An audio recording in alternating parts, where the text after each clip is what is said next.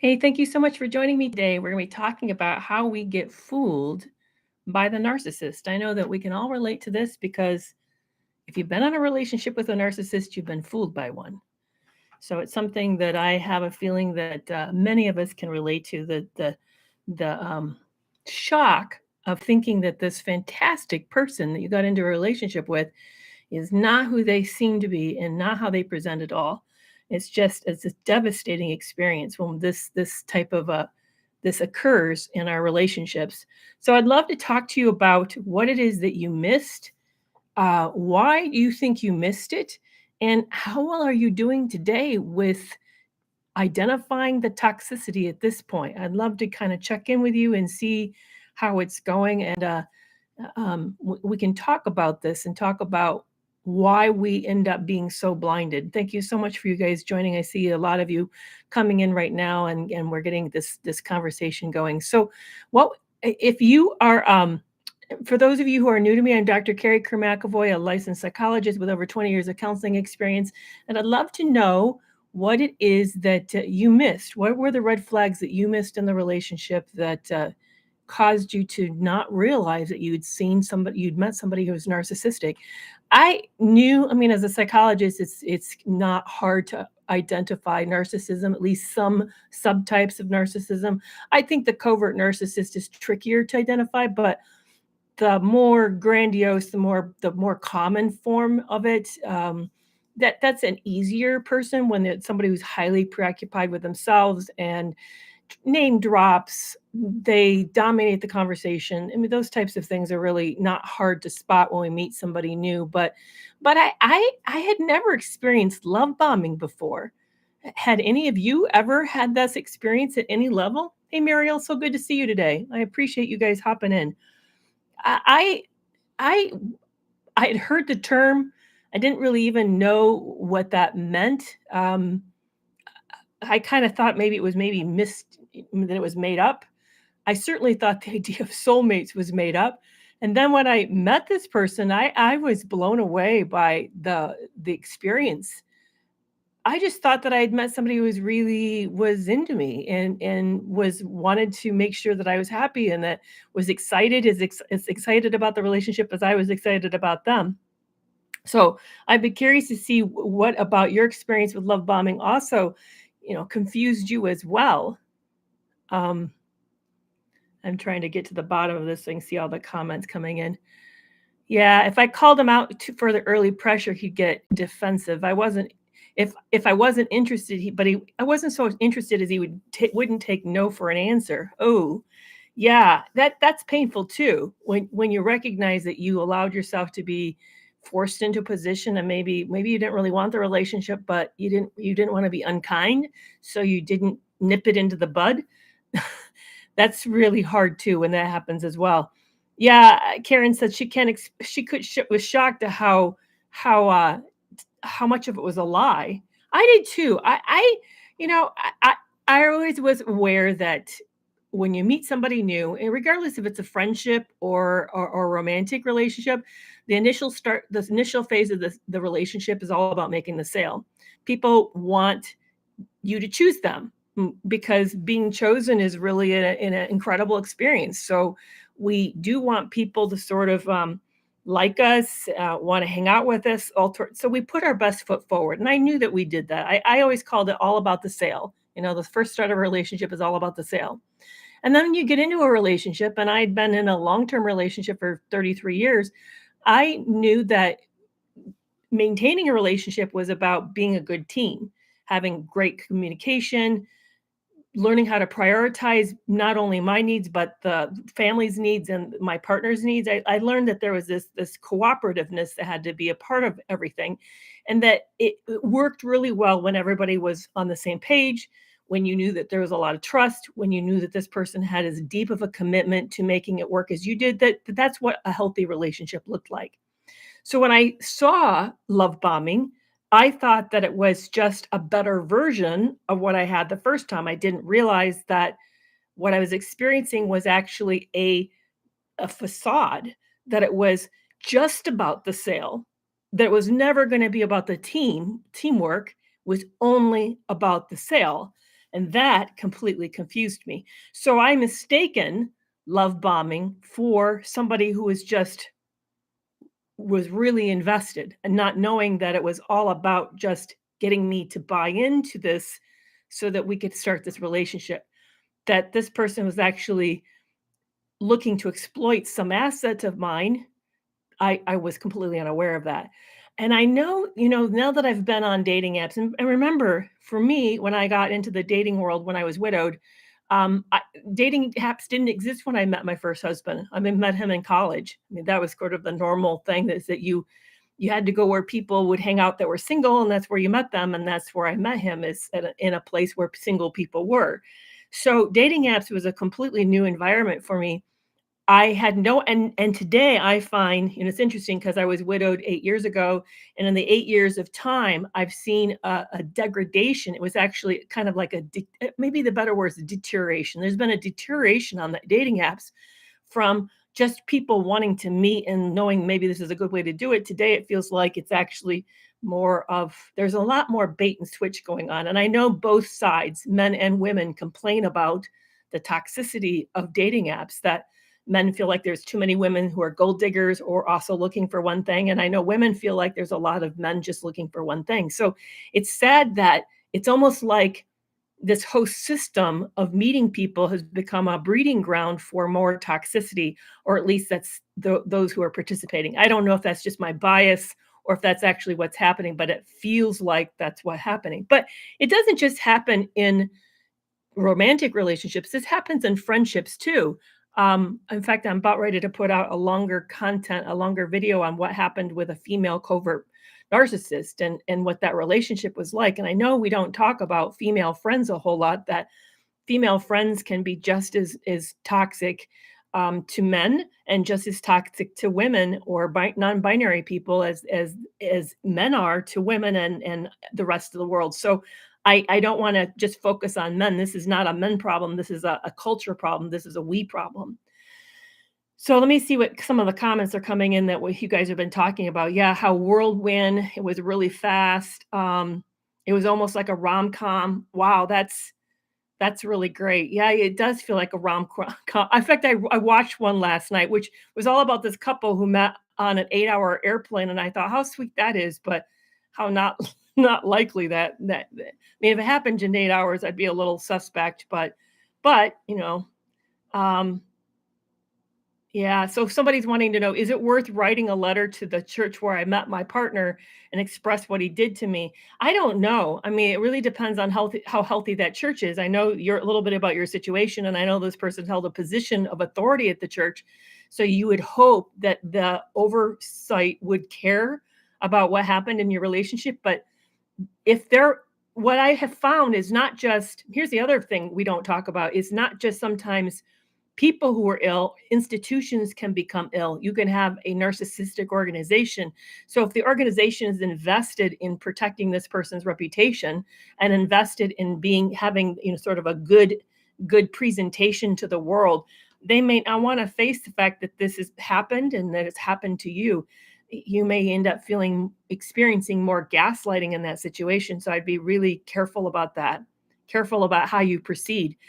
I almost would recommend that you test it out with somebody. Maybe if there's somebody who works there in the leadership, maybe even like a partner of somebody who's in leadership and who can keep it confidential. You might want to say, hey, if I bring this up, what's likely to be a response? Because I'd hate to have you move forward in an effort to protect yourself and warn others about this person's predatory nature, and then have it completely backfire you. So I'd be really careful about how you proceed, for sure. But great question. Yeah, so I'm going to check over here what people are talking about on this platform. Yeah, that's why I didn't. So somebody said they put you on the pedestal. One thing to really watch out for, this idea of a pedestal is really powerful. A pedestal experience is a warning, actually. Anybody who idolize you in any way isn't really seeing you as you. They're seeing you in a caricature. They're seeing you an aspect of you that's not realistic. It's lovely to have people think that we're all that. I mean, who doesn't want that, right? But when they do that, then you and yourself have know that you now can't relax and not show up, but you also know that this person has a high expectation that may not be realistic of you because nobody is on all the time. We don't wake up with makeup on our face, and we don't we all eat, and we all have these natural experiences that we have. And by someone who thinks that you're like all that, then now you have this high bar you're going to have to work with or work around or work towards. But it's a warning. So here's the warning: the degree that you're elevated is also the degree that you're going to crash. If they think you're all that, then they're also going to think that you're all not that, in the opposite, direct opposite. So like however high you jump is how far you're going to fall. So just keep that in mind. If you experience that sort of idealization, that sort of that perfection, them seeing you as perfect, I would be as nervous about that as I would be if somebody who in some way showed up in my life as sort of negging me or being critical of me or having a need to sort of like always one up me or put me down. I would see this as just as a big of as a red flag as the other red flags that we have. But what's hard about this one is it's a pleasant one. We don't like seeing it as a red flag because it's such a nice experience that you kind of wish there's a part of us inside that sort of wishes we could live up to it. I mean, how many of you have ever had, maybe some of you have not. I mean, some of you I know have been scapegoated, but if you've been the golden child, how many of you who've been the golden child knew it was an impossible expectation and then it was very stressful and you felt like you really couldn't just be yourself? You didn't dare, you didn't, if you were the golden child with as an athlete, maybe you had a good position on a sports team that you didn't dare have a bad game, or maybe you're the golden child when it came to performance at school and you didn't dare bring home a report card that wasn't full of straight A's. The pressure that you felt. Well, that's the same sort of pressure that's being put on us when we're in a romantic relationship or friendships that have this idealization. So be very, very careful. I had a mentor years ago when I was in my doctoral program wrapping up, and he said to me, whenever you see someone think that you're a nugget of gold, be careful because you'll turn into a piece of shit. So be really careful, really warned that this is a risk. Yeah, somebody says I'm the scapegoat, and that's also a scapegoat is the inverse of the golden child. The scapegoat can't do anything right. They're always the butt of the joke, the brunt of whatever is going wrong. Everything gets blamed on them. Everybody feels contempt. They pile on. So that person becomes the object of scorn for the family, which again is unrealistic. That person can't do hardly anything to ever earn their way out of it. But in the same way, the golden child is the inverse. It's neither position is a good position. Both positions just are lousy to have, terrible to feel. But watch for that. Watch for anybody who does that. And if you enter it into a group or you join maybe you start working someplace, or maybe you join some kind of a social community of some kind, and you find yourself being scapegoated, or you find yourself being elevated as a golden child or as the perfect person, again, that's a sign you've met now a narcissistic institution or a narcissistic organization. And again, the system's going to behave similar as a narcissist. So be very, very careful about that. But we started out talking about how we got fooled by narcissists. And for those of you who don't know who I am, I'm Dr. Kerry McAvoy. Thank you so much for following me. Thank you so much for sharing these. I'm seeing that happen. I also am seeing that you guys are liking this. I really appreciate this. It's great that we get to hang out together. And thank you so much for that. I have a free gift. I have a favor. My favor is if you would fill out a 7-question survey about an online course I'm thinking about offering. It's about how to spot predators, not just how to spot them, but also how to extricate ourselves. Because it's not many of you are right now sharing stories with me about how you didn't want to hurt somebody's feelings, or how they put you in a weird spot, or they made you feel kind of odd, or you didn't, you were put in some kind of a like a no-win situation that you were going to end up either looking like the bad guy, or you knew you couldn't fulfill the request, but you could feel it was set up, but you didn't know what to do about it. So that's what we're going to be focusing on in this upcoming course that I'd like to launch. But I need to know if it's something you want. So if you fill out it's just 7 questions, and it's And for the 7 questions, you get a free video gift from me, and a little bit of a blog, a free gift from me of a video on how to spot the 4 most dangerous personalities. So if you're interested, just see the link in my bio, and it would take you to that survey.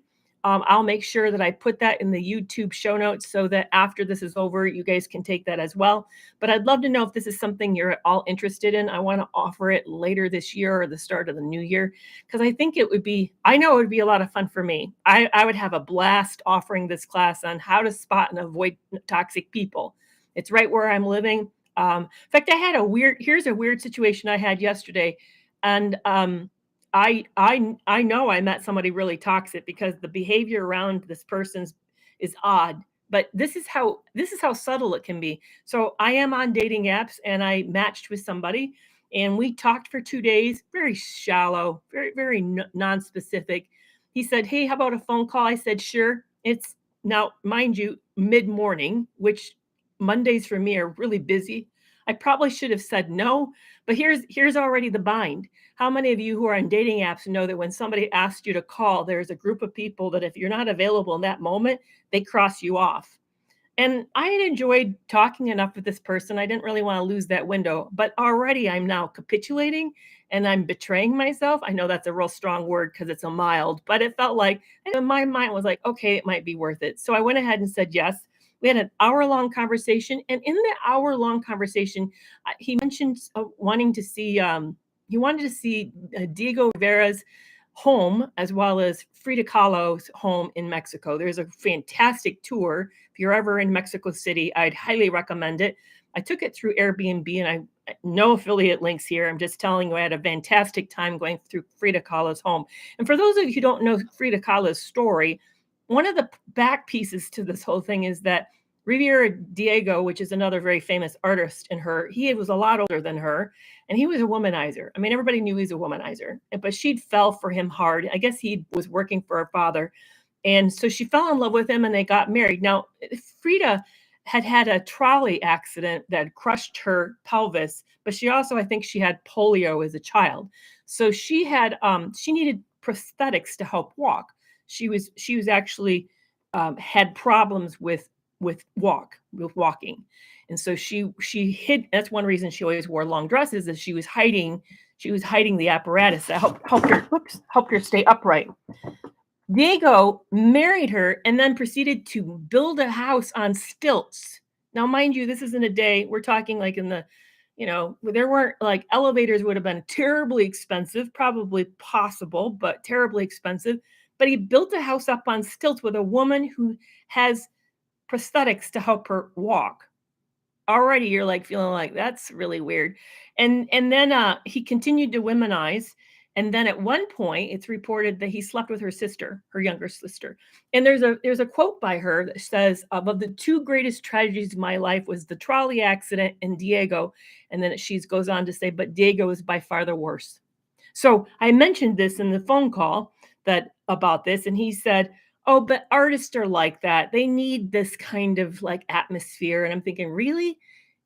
Really? You think that's okay for someone who claims to love you is going to build a house up on stilts that you're going to have a hard time traversing? That's okay. Anyway, he found out a few more things about me, started looking me up a little bit on the phone call, and then when I got off, I think he blocked me. It was the weirdest thing, but I'm in this call, I'm thinking, this guy is strange, yeah, I have a feeling that he's not liking the fact that I am in narcissistic abuse content. So that's the stuff that we need to learn to get listened to. Even the fact that I picked up, my gut said to me, this is a person, if you say no to him, he's probably never going to be open to having a phone call with you ever again. And see, I betrayed myself. I should have said, no, I'm not interested, and just let it be what it is. But there's how we get caught in these relationships that we don't like to be seen in a negative way. We just don't like it. So we often end up rolling with something that we probably shouldn't have rolled with. And before we know it, you end up in a situation where it's too far, and you're in it, and you're in it, and now you're feeling trapped. Yeah, I agree. He blocked himself. Exactly. He's blocked. He's definitely blocked for me. Yeah, I got off the call, and the more I thought about it, it's like, yeah, I'm not too crazy about this. But we we need to be better at that. So if you take that survey, and I really, really appreciate it, you get a free gift on how to spot the 4 personalities you want to be careful about. And then I also then learn, thank you so much for the gift. And then I learn more about whether or not you're interested in the class. And I really appreciate that so much. So it means a lot to me. It means a whole lot. Yeah, so they fool us by the love bombing, but then also fool us by putting us into these no-win situations. And I'd love to hear more about the no-win situations that you found yourself in. Um, and then make it all or nothing. And when the all is really all, it's really a fantastic experience. And the nothing is very severe. It's like loss of the relationship. So you end up feeling like you're in this bind. So really watch out when you feel like you can't show up in all like completely yourself. You can't show up human. That's a warning that you may have met somebody who's really toxic. It should be Mocha Princess is asking me where's the survey. It should be in the link in my bio on. If it's not, it should be like near the top. If you go into the links, it should be right at the top. So it's hard to put links in comments because Instagram doesn't allow them to be embeddable. Yeah. So that's where it's at. It's up at the top of my page. And the same for LinkedIn. And I'm going to put it in the show notes for YouTube so they can find it.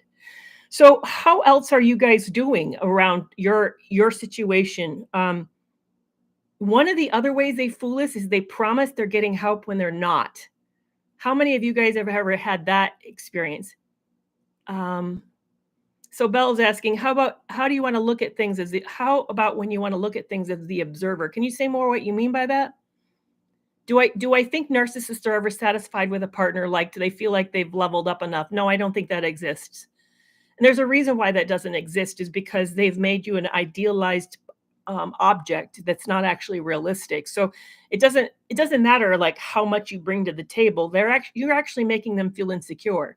The more perfect and together you are, the more you're then now like creating a bar they know they can never meet, and then that causes them anxiety, so then they're going to start to tear you to pieces to prove that you're not all that, to kind of soothe themselves. That's what happens. That's another reason why it's so important to be very careful about the idealization stage, because it's a setup.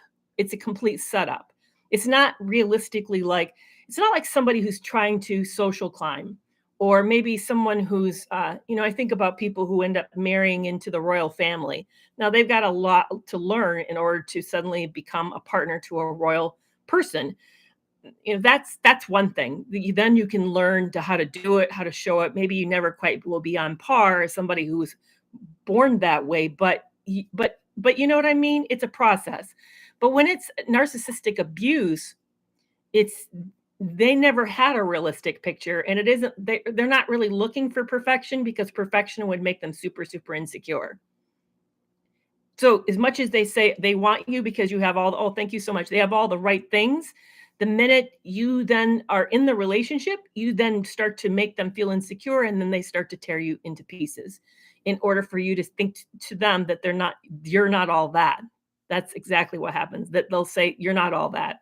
I saw that clear as day. Mine loved the idea that I was in a writer. He loved the fact that I was working on wanting to publish a book.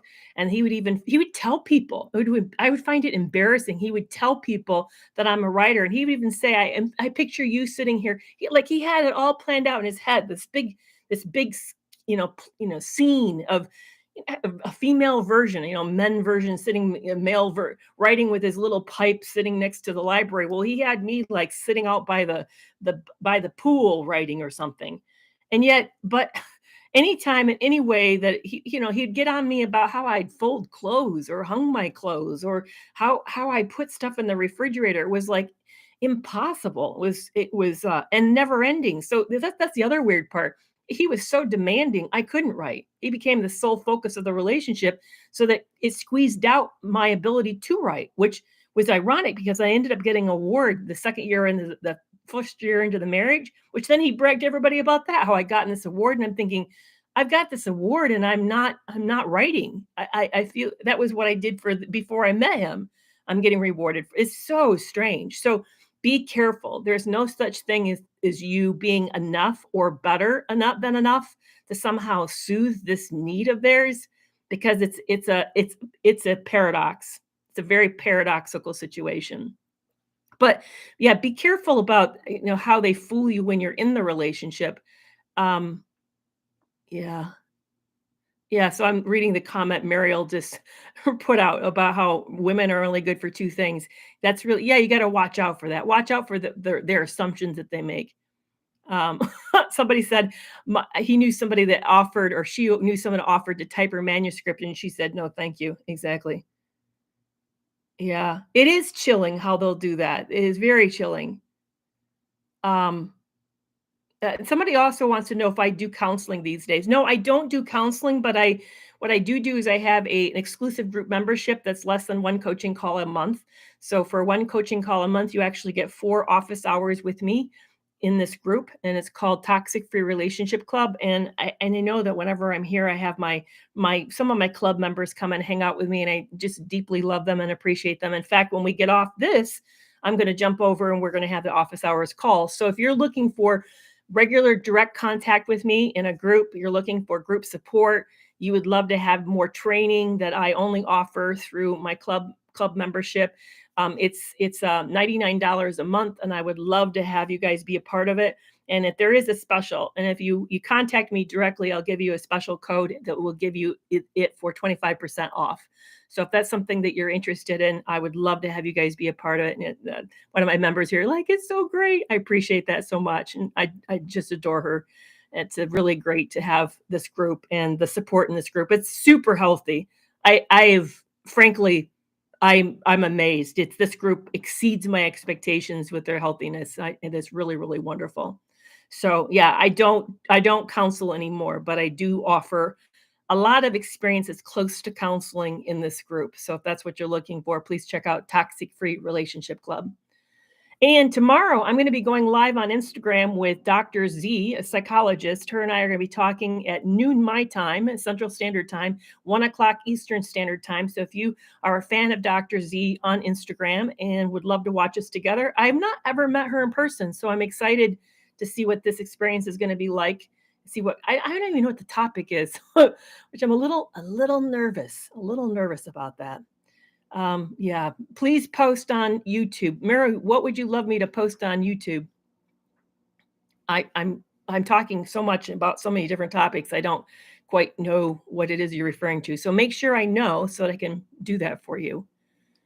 Does addiction, I bet you asked me this question last week, Vivero, and I didn't answer it because I remember this question and I never got to it. Oh, the interview. You'd like the information on the interview? Yeah, I'll do that. I'll post it. It'll be through Dr. Z's page, so I'll give you the link to that in the notes after this is done. Vivero, yes, addiction does cause narcissistic like behaviors. Definitely, I would agree with that.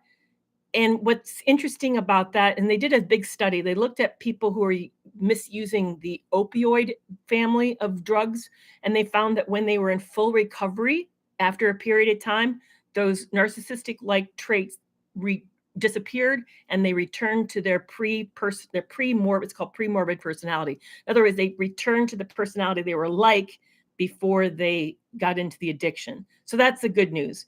The bad news is, yes, it's extremely that the becoming addicted to something is it causes a really change in a personality, very, very much so. In order for them to, it's all about like maintaining the habit. So if your narcissist is an addict, here's Jelly Bean, you're asking a really good question, and I'm glad you guys followed up on that. So Jelly Bean's question is, if my narc is an addict, that means he could actually be normal. Okay, here's the tough part. Which came first? Narcissists in general have agree with you, Cindy. Narcissists in general have very addictive personalities, very addictive. It's rare for a narcissist not to be addicted to something, whether it's food, sex, gambling. I'm sorry, gambling. Can't say that word today. Gambling, um, uh, uh, drugs, something they're very addictive. They usually often are addicted to something. Now, That's because they have this innate boredom, emptiness, restlessness. They don't know how to soothe themselves. They have really immature coping mechanisms. So they latch out to act out as a way to deal with something internal. They don't have a lot of think of it as like a house without a lot of internal scaffolding. Can you imagine if you put up a house but it had really like weak framing and the walls couldn't, even the dry walls wouldn't hang on the walls because the boards kept breaking and falling down? That's what they're like on the inside. So what they do to stabilize themselves, they want everybody to come around them to sort of prop them up and hold the building up. They look to substances and behaviors in the same way. And they look to falling in love in the same way. It's all about propping this shaky, insecure building of an ego. And so they often use substances as a way to do that. But there are people who are having a good life, are normal. They're not showing any narcissistic traits, and then they get introduced to a substance or something, and they become highly addicted to that. And next thing you know, they're all about maintaining the habit. And then they start doing really awful things that are hurtful to you and everybody around them as a way to maintain the habit. That's that's what I'm talking about. I'm talking about somebody who is going through life, holding a job, maybe being a good student to school, doing all this type of stuff, and then they ended up getting really connected to something that's super powerful, super addicting, and then they change to support the habit. That will go away if they get into recovery. Now, the bad news is it's really hard to recover from an addiction. And if you met them later on, and you may never know which came first, and that's kind of risky, very risky. I personally wouldn't meet somebody who is actively using. For one, because they hurt those around them in order to support the habit, but also because I wouldn't be for sure if the traits that I'm seeing was there first, or and they're just using the addiction as an acting out to sort of support themselves, or if they're addict first, I wouldn't know. So I would be very, very careful. So please don't hear me say there's hope. I know the temptation because I wanted hope when I was in that relationship. I was desperate for this person to get well so that I didn't have to leave I loved him. I enjoyed, there was parts of the relationship that was awesome, that I thoroughly enjoyed. So I didn't really want to have to leave and crash and burn this life. I didn't. So I understand the urge for you wanting to look for hope. So be super careful about that. Super careful about the connection with addiction. Um, I would say narcissism shows a high rate of heritability, that it is a genetically, that there is a level of genetic uh, piece to it. So be careful about that. That's another thing. There was twin studies. I don't know how many studies have been looked at this because it's hard to do. Twin studies have to be twins who are identical, raised apart. That's really tricky to find that kind of population. But they found that there was 70%, uh, 70% of the twins both shared a narcissism. So if one was narcissistic, it was highly likely that the other was narcissistic. Yeah, Cindy, they do breadcrumb you enough to keep you in the relationship, absolutely. Yeah, I'm heart it's painful heart space to know that you've been in this relationship for so long. You know, she's reporting that it's been 18 years, and to find out that it was all a deception. That's super, super painful. Very painful. How do you recover when you realize that they won't ever change and you've got a trauma bond? That's and then I love this next question too. How do you keep your children from being narcissistic? Those are fantastic questions and a really, really big deal. That's why it's so important to get group support. Again, I want to make another plug for the Free Relationship Club. These are the types of things we actively talk about. In fact, this week's training on Thursday is going to be how to help our kids when we have a toxic parent, even if you're not living with them. How do you help your children? So some of the members in this group are still with their partners. Some of them are out and have been out for a while. So it's kind of a range of people at various stages, and we're super supportive of wherever you are in your journey of this relationship. But one of the challenges is that we've got children who are dealing with toxic parents, and we also have to navigate this tricky relationship where we stay in touch with our kids, but we also don't want to alienate them, and we don't want to make them pick sides. And then how do you talk about it in a way that doesn't make them feel like you're making them choose, especially when you've got the narcissist who's competing with you, who's putting them on the spot and wants them to choose? What do you do about that? So that's what we're going to be talking about on Thursday for training. So again, if you're looking for all this extra support every week, please consider joining Toxic Free Relationship Club for less than one coaching call a month. So yeah, another great question. How does neurodivergence affect your susceptibility? I think a lot. It affects it a lot. I think it goes way up. If you're ADHD or autistic, I think you're way more likely to be a victim of abuse than if you're not. I want to jump back to the other question that came in. So how do you know, what do you do when you know in your relationship and they're not going to change? That's where, if you can't afford these programs, get a hold of me, because I do offer financial aid and compensation for that. So please let me know if that's your situation.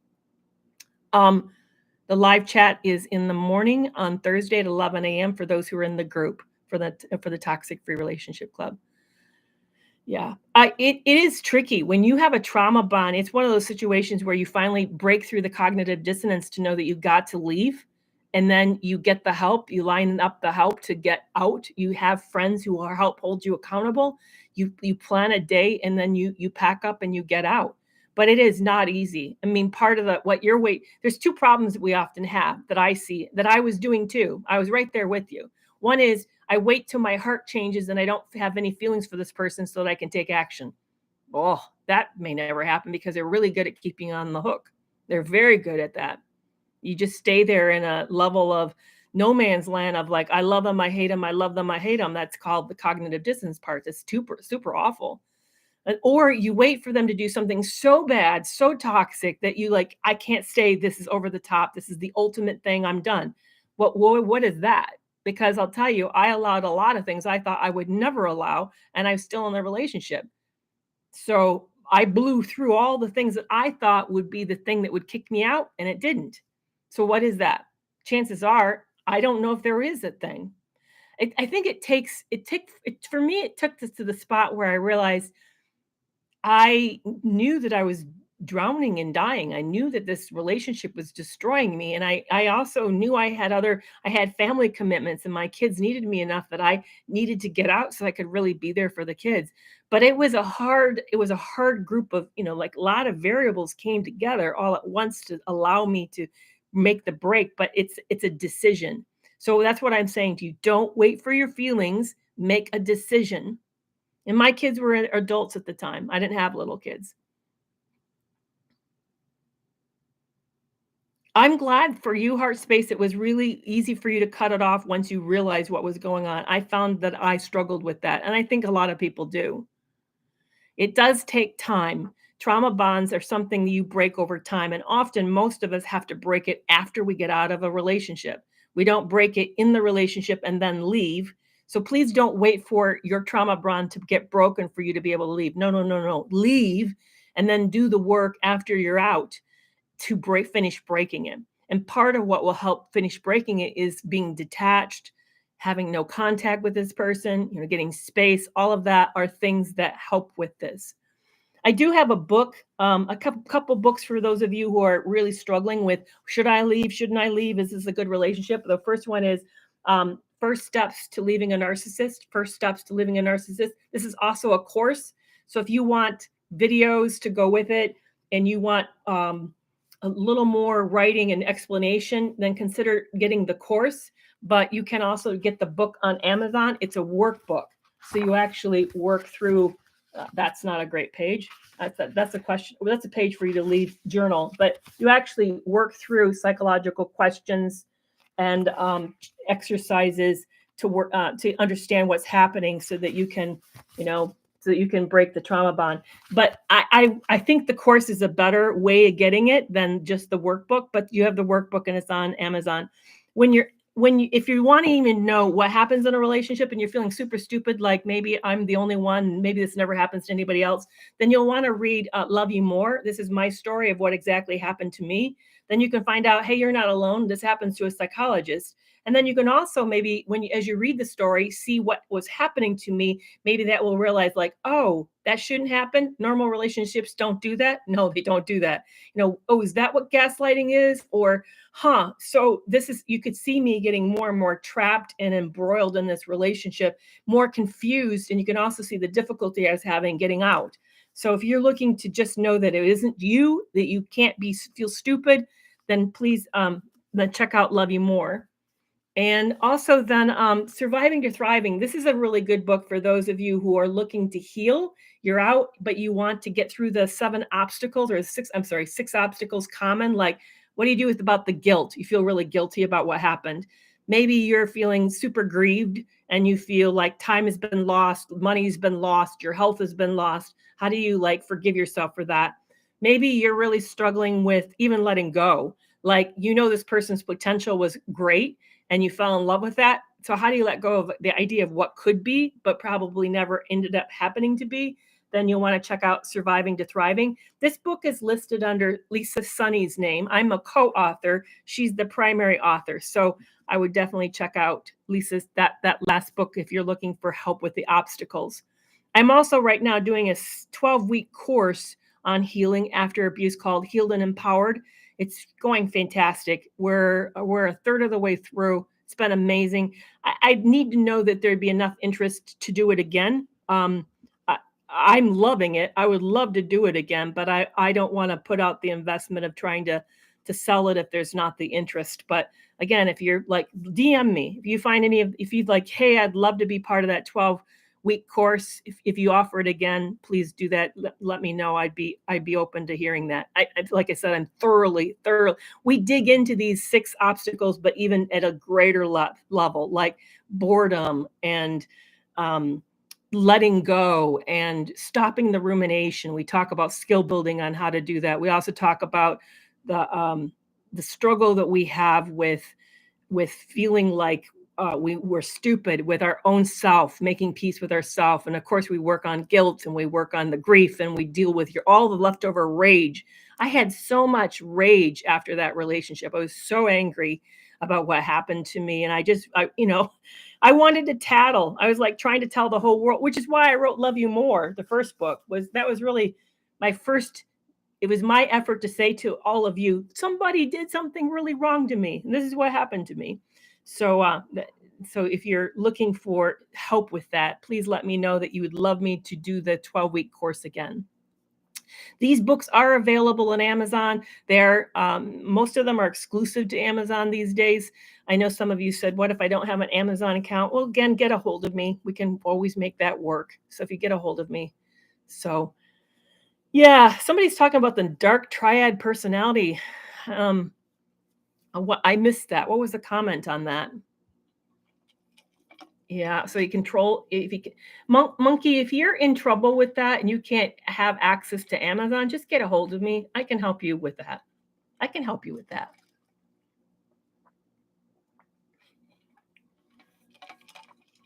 Narcissistic parenting needs to be addressed more than just talking about the narcissist. Is that what you're saying? Yeah, we don't talk enough about narcissists' friends or what happens in the job. We also don't talk about how you handle parenting with them, because they're not going to go away they're not going to go away. You're going to have to deal with them as long as you have kids. So it's definitely a big problem for sure.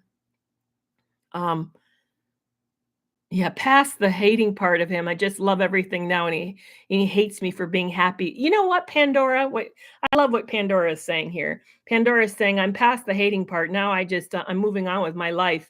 And as a result of moving on with my life, he's really angry. That's the best revenge that you can have. Absolutely. Absolutely is the best revenge that you can have, is to just move on with your life. Yeah, my books are all on my website. If you guys want to know a lot about me and you want to know about the course, you want to know about I've closed the group page down. I had one up on Healed and Empowered, but if you want to know more about the course or the membership or my books, it's on my website, KerryMcAvoyPhD.com. So very simple.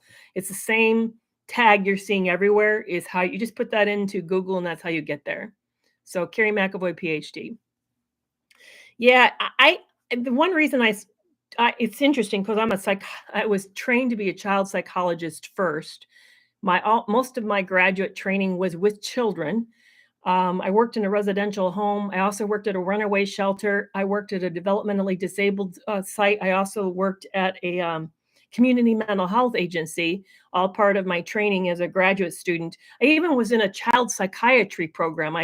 Not as a psychiatrist, but I was part of a psychiatric facility. So I worked as a psychologist with children who were hospitalized in a psychiatric facility. But I got out of the experience and realized that I really loved working with adults. That as much as I find kids fascinating, and I certainly have a big heart for them, want them to be successful, that my heart was more with adults, what was happening with adults, which is why I don't talk more about parenting and parenting issues, is because isn't that weird? I mean, I had all this training and then I just sort of like turned a corner and focused on adults. So, but I can talk more about it. Certainly is something my kids these days are 32 to 25. So I don't have any little kids anymore. So I kind of like don't think about that as much. I think more about what it's like to manage having adult relationships with my adult children, which is where my heart's at this point. But yeah, Meryl say you do want recognition and justice for people to see the truth of what happened. Absolutely. We do wish that we had some closure around this. It's really hard knowing that we're not going to get closure. So Nancy's asking if I ever talk about borderline personality disorder, and you guys all know what happens whenever I do that. They come out and start to like fill my feed with anger and vitriol and yeah, it's gets really really tricky, and I start to feel very attacked, which is why I mean, I can talk about narcissists, and generally narcissists don't come on these they don't come on these pages, and they don't come on these lives, and they don't try to defend themselves usually. But borderline personality disorders really have a need to sort of say they're not like the borderline. No, let me say that again. Borderline personality disorders really have a great need to say they're not like the narcissist. I find that ironic because they can be just as toxic and just as difficult as a narcissist. It's just a kind of a different experience. But they can, it's interesting that you hurt them and you'll see a lot of kind of psychopathic rage from them. There are a lot of like a lot of attack. So I could plan a live. Just be warned that if I do plan it and we're here, it's going to be a lively one because they're going to be really mad and they'll come and flock. I swear they're like geese and they show up and they flock. I did treat borderlines a little bit, but dialectic behavioral therapy was after my training. And so I didn't learn it. I didn't learn I would refer people to it. So if somebody seemed to need that kind of support and help, then I certainly would refer them on. I worked with somebody who was a borderline for a long time, a couple years. She had been abused by a therapist. It was a sad situation, really rough history, very sad. And loved working with her. And at some point, she jumped over and did a year's worth of DBT, and it was amazing. She came back to visit me after the DBT was done, and it was profound. The difference was really profound. So I have nothing but fantastic things to say about DBT, and I think it's a very, very helpful. And it's also, by the way, useful for narcissists too. Very, very, very useful. So I think, and this is just my impression from a distance, I'm not speaking from personal knowledge, so please hear me on that. But it teaches a lot of self-soothing. It teaches how to regulate your emotions. So if you're feeling unstable and you don't know what to do, and you're just like you feel like your emotions are controlling you, and you're feeling impulsive, and you end up doing things you deeply regret, DBT is a fantastic way to address that. It's very, very good for that. So what happens if there isn't any closure? Yeah, I think that we have to, this is a look back to narcissistic abuse. I think we have to give ourselves the closure. We're not going to get closure from the narcissist. It's not like one of those situations where they're going to come to you and say, hey, I need to own this. This is what, they're not going to make amends. It's not like a 12-step program. They're going to do step 4 with you. They're not going to do that. I think amends is step 4. Maybe it's step 6, but you know what I mean. They're not going to come and do that with you. And be careful, guys. If they ever say that they want to do that with you, chances are it's just to hit you up for something, or they're going to love bomb you again. So be super careful, because I would not believe it. I would not believe it. I have not.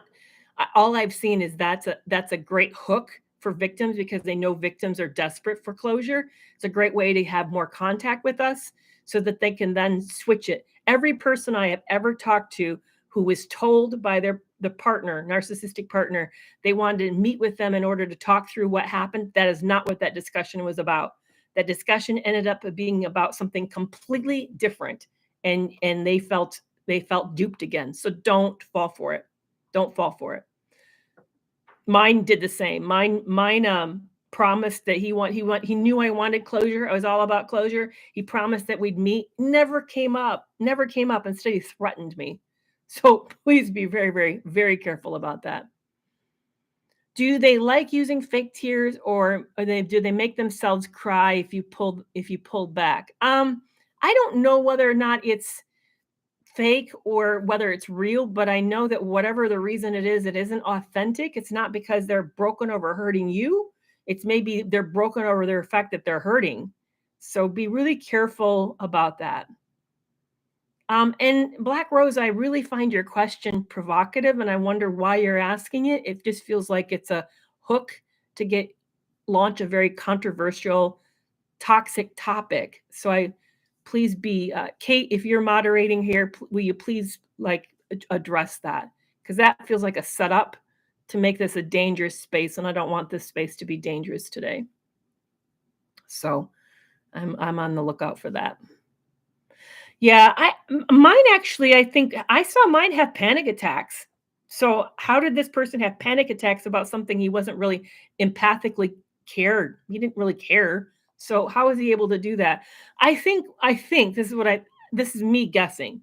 I think what happens inside, if you could really actually hear the conversation they're having with themselves, I think it would be completely self preoccupied, completely around their fears for themselves, and that's why they're upset. They're panicked for what they're going to lose, or they're panicked about being found out, or they're panicked over it's not that they're panicked over your pain or panicked over what they've done to ruin the relationship with you. It's more of a fear of the cost to the consequence to themselves. So I think that they can be very emotional about that. They can be very scared, they can be very hurt or very angry, but we end up thinking, because we do it out of fear what will be done to the relationship, and fear of what's done to the other person, how we're making this person feel. We interpret it the same way when it isn't. That's not. I if I was a betting person in Las Vegas, I'd take that bet. So Belle says, I saw mine cry one time in several years. I saw mine cry regularly.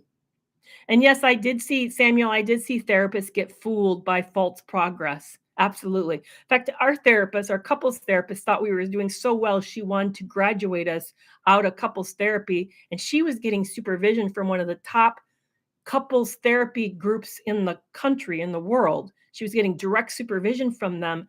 And I told her, no, we're not ready. This is not really authentic. I'm highly alarmed that you want to discharge us. And interestingly enough, the group then supervised her, viewed that tape, and agreed with me that we weren't ready. But she got taken in by him. I saw the therapist get completely taken in by him. Yeah, Stealth Warrior, I like your perspective. Those tears are out of rage and frustration. Well put. I agree. I agree that they're not concerned about you. They're not concerned about the relationship. They're concerned about what will happen. I learned when I found out that mine was cheating on me. I found out years later that the scenario was similar. We were in the process. We had sold our house. We had no car. He had no job. We were about ready to make a move to a new place. So think about what's happening. And I had the money. He was living off of me. So if I kicked him out, he would have no place to go, no car, and no job. Now, wouldn't that put you in a panic attack?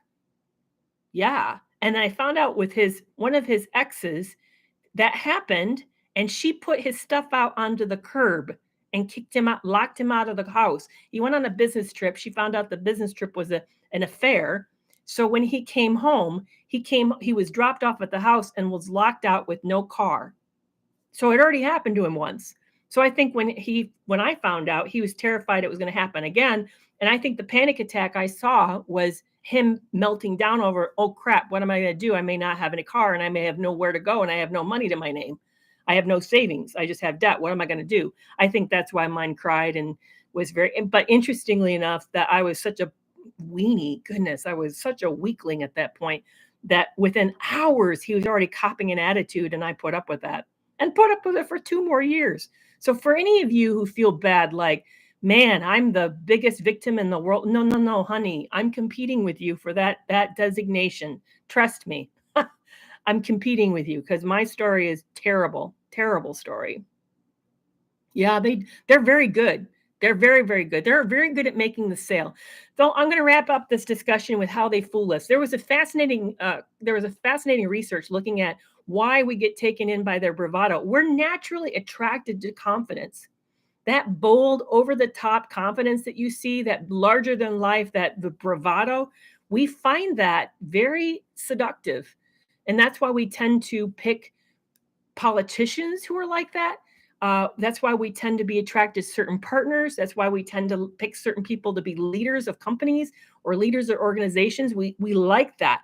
But be warned, often that's just another person who's very good at making the sale. If you guys caught the first part of today, and if you want to watch it again, it's not going to be on YouTube. People who are narcissistic are very good about making a sale.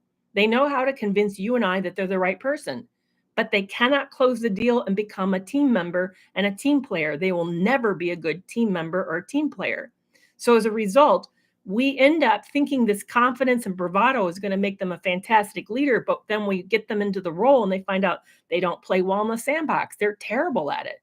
So be very careful when you meet someone who's very magnetic, who's over the top confidence, who's got kind of the swagger. You want to look for stability, for consistency. You want to have people, do almost like a 360 interview on this person. Find out what the person who's works behind the scene thinks of them, that the person that everybody seems to overlook. How does that person treat that person?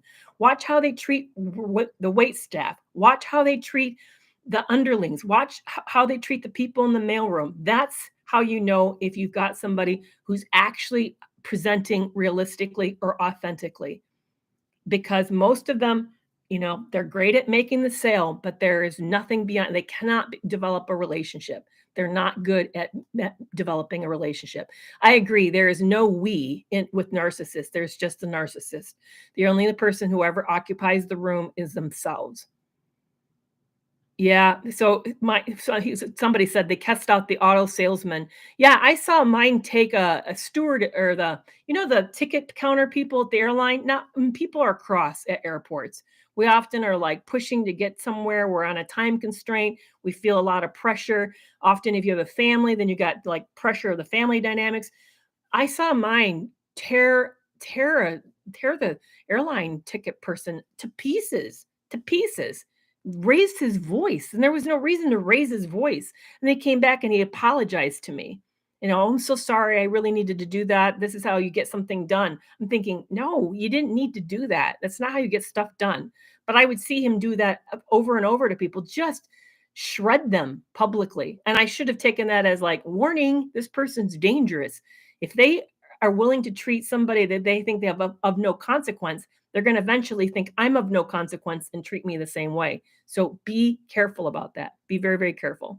So again, for those of you, if you do me a favor, the seven question survey about whether or not you're interested in an upcoming course I'm going to offer about how to spot and deal with predators or toxic people. And for a free gift, you get a how to spot the 4 most dangerous personalities. Please check that out. It really helps me a lot. Consider, if you're looking for extra support, becoming a toxic-free relationship club member. And then also, if you're needing help, I've got several books that you can lean into. They're offered on Amazon.